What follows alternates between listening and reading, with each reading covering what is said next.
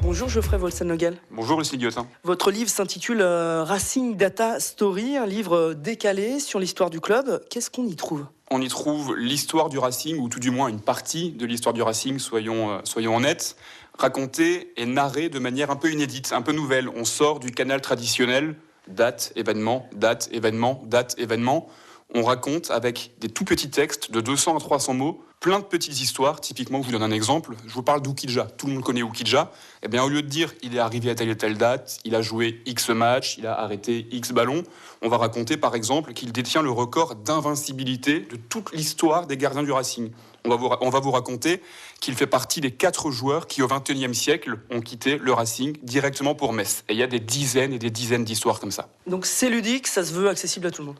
Absolument. Ça veut dire que c'est des textes, comme je le disais avant, très courts, 200, 300 mots maximum. C'est aéré, c'est coloré. Il y a quelques graphismes, mais des graphismes très accessibles. C'est pas des diagrammes à barres illisibles avec des graphiques à bulles et des données. C'est très simple et très ludique. On apprend plein de choses dans ce livre en le préparant. Quelles statistiques ou anecdotes vous a surpris, Geoffrey ? Tout. J'ai pris un plaisir et j'espère que les lecteurs prendront autant de plaisir à lire ce livre que j'ai pris à l'écrire. Ça veut dire que je m'exclamais tout seul devant mon ordinateur. Ah mais oui, je me souviens de ce joueur. Ah mais oui, je me souviens que Bagayoko, il marquait plus contre le Racing que pour le Racing. Je me souviens du coup franc de Arlington Chérény à Clermont. Et tout ça, c'est des souvenirs. Et j'ai pris un pied incroyable à écrire. Cela vous a pris beaucoup de temps pour l'écrire ?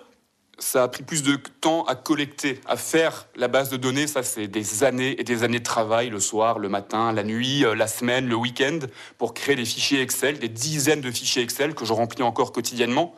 Après l'écriture, ça coule de source. Les fichiers Excel, j'ai plus qu'à faire des filtres, des tris, et il faut avoir les idées pour faire les facts. Alors, à France Bleu Alsace, que ce soit en reportage ou à la radio, on croise souvent des passionnés du Racing. Mais alors, des comme vous êtes au-dessus de la mêlée, Geoffrey. C'est presque obsessionnel chez vous.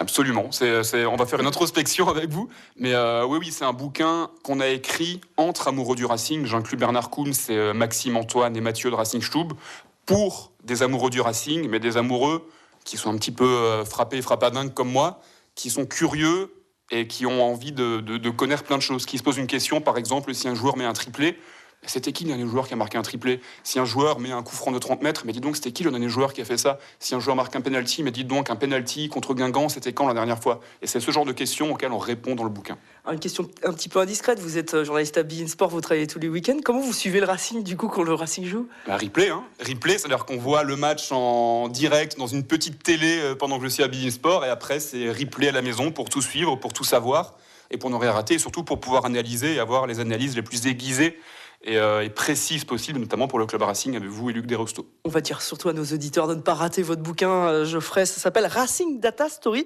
C'est disponible cette semaine en librairie ou chez les marchands de journaux au prix de 15 €. J'ai tout dit ?